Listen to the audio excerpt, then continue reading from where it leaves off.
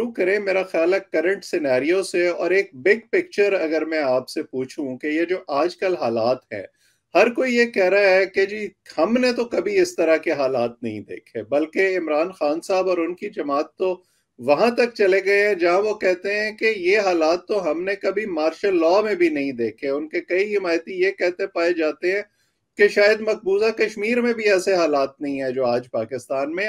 آپ کیسے دیکھ رہے ہیں آج کل کے حالات کو؟ میڈیا کے حوالے سے اوور آل جو پولیٹیکل سچویشن ہے، ظاہر ہے میڈیا بھی اس کا حصہ ہے، میڈیا کے جو اسپیسیفک رول ہے اس پہ میں آتا ہوں، لیکن پہلے ہم اس وقت جو پولیٹیکل انوائرمنٹ ہے جو ویشیٹ ہوا ہے، اتنی زیادہ پولرائزیشن ہے، میں اس کی بات کرنا چاہتا ہوں۔ ظاہر ہے وہ تو بدقسمتی ہے ہماری، پولرائزیشن جو ہو گئی ہے اتنی زیادہ، اور دوستیاں دشمنی میں بدل گئی ہیں، سیاست اب انتقام کا ذریعہ بن گیا ہے۔ اس کے پیچھے دہائیوں کی محنت ہے چند لوگوں کی، جنہوں نے ففتھ جنریشن وارفیئر کے نام پہ میڈیا کو یوز کیا، لوگوں کی ذہن سازی کی، ان کے دلوں میں دماغوں میں نفرت ڈرل مشین کے ذریعے ڈالی گئی، اور 12 سال تک یہ سلسلہ چلتا رہا۔ اور آپ کو پتہ ہے کہ بعض چیزیں ایسی ہوتی ہیں جو مائنڈ چینجنگ جو گیم ہوتی ہے، جو یہ کی گئی ففتھ جنریشن وارفیئر کے نام پہ، اور یہ بہت دیر پا اور بہت نقصان دہ ہوتی ہے۔ یہ اب اس سے جو ہے نا 2-3 جو نسلیں ہیں، ینگ لیئرز آف جنریشن جو ہیں، وہ ان کی جو ہے نا ذہن سازی ہو چکی ہے۔ ان کو آپ نے ایک ایسے کلٹ کی طرف لگا دیا ہے جس سے وہ نکلیں گے نہیں بہت عرصے تک، جب تک وہ بوڑھے نہیں ہو جاتے یا ان کے بعد کوئی نئی جنریشن آ جاتی ہے جن کا سوچ کا زاویہ بدل گیا، تو پھر جا کے یہ چیزیں بہتر ہونا شروع ہوں گی جو معاشرے کے اندر سرایت کر چکی ہیں۔ بڑی یہ تو خطرناک گیم کھیلی گئی، اور بہت بدقسمتی ہے ہمارے ملک کی، اللہ رحم فرمائے۔ مجھے نہیں سمجھ آتی کہ آپ اتنے لوگوں کے ذہن کیسے تبدیل کر لیں گے کسی بھی قسم کا سچ دکھا کے، جو سچ پہ یقین کرنا ہی نہیں چاہتے، تو آپ کیسے ان کو، اور وہ چھوٹی سی تعداد تو نہیں ہے، بہت بڑی تعداد ہے، اور ان کو اس طرح کا بنانے کا فائدہ کیا ہوا اس ملک کو؟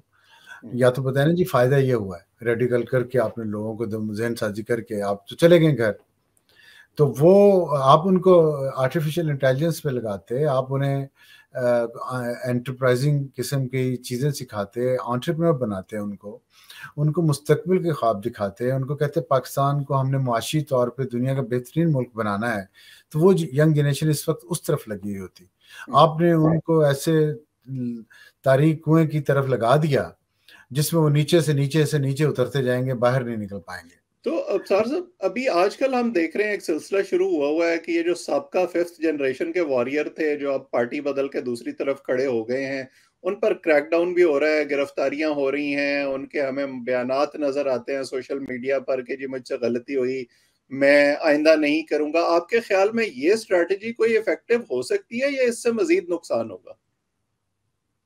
نہیں، ٹو سم ایکسٹینٹ تو یہ افیکٹو ہوگی۔ نقصان اس سے کیا ہوگا؟ کس قسم کا نقصان؟ میرا نہیں خیال کہ کوئی اس سے نقصان ہو سکتا ہے، لیکن یہ دیر پا نہیں ہے۔ اس کا مطلب اس کا کتنا اثر ہوگا؟ تھوڑا بہت ہی اثر ہوگا نا، اور لوگ اس سے یہ ہوگا کہ جو ان کے لکھے ہوئے کو آگے بڑھاتے تھے یا لکھے ہوئے سے آئیڈیاز لیتے تھے وہ نہیں ہوگا۔ میکسیمم لوگوں کا ذہن تو پہلے بن چکا ہے، اس کو تو آپ چینج نہیں کر سکتے نا کہ اب مزید بن چکا ہے، وہ میچور ہو گیا۔ وہ یہ نہیں ہے کہ ابھی تھوڑا وقت ہے چلیں ابھی رک لیتے ہیں، نقصان سے بچ جائیں گے، نہ، وہ نقصان ہونا ہے۔ اب ہمیں اپنے آپ کو تیار کرنا چاہیے اس نقصان کے لیے، اس کے نقصان کو منیمائز کرنے کے لیے، اور اس کا ایک طریقہ یہ ہے کہ جنہوں نے یہ اتنی ناقص پالیسی بنائی جس نے اس ملک کی جڑیں ہلا دی ہیں اور اس ملک کے نظام کو تباہ کر دیا اور اس ملک کے تمام اداروں کو تباہ کر دیا ہے، کسی ادارے کو، کسی پلر کو انہوں نے مضبوط نہیں رہنے دیا، اس جو دیمک اندر سے لگا دی گئی ہے۔ ہر طرف ڈویژن ہے، جوڈیشری میں ڈویژن ہے، فوج میں ڈویژن ہے، بہت خطرناک ڈویژن ہے، میڈیا میں ڈویژن ہے، سوسائٹی پوری میں ڈویژن ہے، رشتہ داروں میں ڈویژن ہو گئی۔ یہ اس کا فائدہ کیا ہوگا؟ فائدہ سمجھا دیں کہ یا تو ملک میں اس سے انقلاب آ گیا نا، پچھلے آپ نے 10 سال کے پی میں انقلاب دیکھا، 4 سال قومی سطح پہ بھی دیکھا، کیا انقلاب آ گیا ہے؟ اس پالیسی سے نہیں آیا نا، تو نقصان ہوا نا۔ تو نقصان جنہوں نے پہنچایا ان کی کچھ نہ کچھ تو ان پہ ذمہ داری ڈالنی چاہیے نا، تبھی جا کے لوگوں کو تب جا کے شاید یہ کاؤنٹر نیریٹو شروع ہو سکتا ہے کہ جی یہ غلط تھے. جیسے ہٹلر اور اس کا گوئبل غلط تھے ثابت ہو گیا تو جرمنی کی نئی نسل نے اس بات پہ یقین کیا، ورنہ وہ نہ کرتے. تو یہی وقت ہے بجائے اس کے مزید تباہی سے ہم بچ جائیں.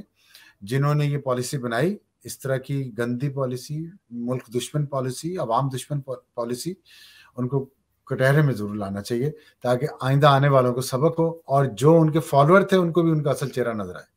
یہ ویسے اگر صحیح سمجھ رہا ہوں تو آپ اسٹیبلشمنٹ کی طرف اشارہ کر رہے ہیں، اور یہ آپ کا بڑا کنسسٹنٹ سٹانس رہا ہے مسلسل پچھلی حکومت میں بھی، آج کل بھی، کہ آپ کہتے ہیں کہ بات وہاں سے شروع کرنی چاہیے. لیکن obvious کوسچن پھر آ جاتا ہے کہ بلی کی گردن میں گھنٹی باندھے گا کون؟ کیا ہمارے سیاستدان باندھیں گے؟ ہماری عدلیہ باندھے گی؟ کون کرے گا یہ کام؟ کہاں سے شروع ہوگا؟ اگر ملک میں یہ ہر سطح پہ شروع ہونا چاہیے. نمبر 1 آپ نے کہاں سے شروع ہونا ہے؟ ہر سطح پہ ہونا چاہیے. اداروں کو بھی ہونا چاہیے، ملٹری اسٹیبلشمنٹ کو بھی ہونا چاہیے، جوڈیشل اسٹیبلشمنٹ کو بھی ہونا چاہیے، میڈیا اسٹیبلشمنٹ کو بھی ہونا چاہیے، اور پارلیمنٹیرینز کو بھی ہونا چاہیے. تمام سطح پہ ہونا چاہیے. لیکن بہرحال یہ ذمہ داری اب سیاستدانوں کی ہے کہ وہ اگر اور سیاستدان جو کہیں وہ دوسرے سب لوگوں کے ذمہ داری ہے کہ اس کو مانیں، اگر اس میں کوئی ول نہیں ہے تو. کیونکہ پھر آپ کسی کو دوش نہیں دے سکیں گے. جو مجھے اس وقت اس ملک میں جو ڈویژن نظر آ رہی ہے، اللہ کرے وہ بالکل وائلنٹ نہ ہو، لیکن اتنی ڈویژن ہونی نہیں چاہیے. یہ کسی ملک کے لیے بہترین. ہم تو باٹم میں پڑے ہوئے ملک ہیں. ایسی ڈویژن تو امریکہ جیسی سپر پاور کے لیے بہت خطرناک ہوتی ہے، جس کو کہیں سے کوئی تھریٹ نہیں ہے. اتنی یہ اندرونی ان کی جو تھریٹ بن رہی ہے ان کے لیے بہت خطرناک ہے. ہم تو کچھ بھی نہیں ہیں، تو کمزور ملک ہیں، غریب ملک ہیں، کوئی ترقی نہیں ہے یہاں پہ. تو ہم اس سے نیچے اور کتنے جائیں گے؟ اس لیے میں کنسسٹنٹلی اس لیے یہ بات کر رہا ہوں کیونکہ مجھے اس بات سے افسوس ہو رہا ہے اور مجھے خطرہ نظر آ رہا ہے. تو مجھ سے جو بڑے بڑے ذہین اور زرخیز دماغ ہیں، کیا ان کو مجھ سے زیادہ تجربہ کار ہیں، تو ان کو یہ کیوں نہیں نظر آ رہا یہ مسئلہ سزاؤں سے حل نہیں ہونا، نہ جزاؤں سے حل ہونا ہے. اس کو وائزلی اور کمپریہنسولی ٹیکل کرنا پڑے گا آپ کو. تب جا کے آپ اس قوم کو کم از کم، سیاسی اختلافات ہونے چاہیے، سیاسی رائے میں بھی اختلاف ہونا چاہیے، لیکن وہ ایک تہذیب یافتہ حدود کے اندر ہونا چاہیے. ہر لائن کراس کر کے نہیں ہونا چاہیے کہ آپ ملنے جلنے سے، بات کرنے سے ہی ایک دوسرے سے وہ ختم. ایسے تو دشمنوں سے بھی کوئی نہیں کرتا. تو ہم تو ایک قوم ہے، ایک وطن میں رہتے ہیں سب، کوئی ایگزسٹنس ہے ہماری. ہم کیسے؟ اور ہم نے یہ بھی نہیں فیصلہ کیا کہ ہم نے لڑنا ہے ایک دوسرے سے.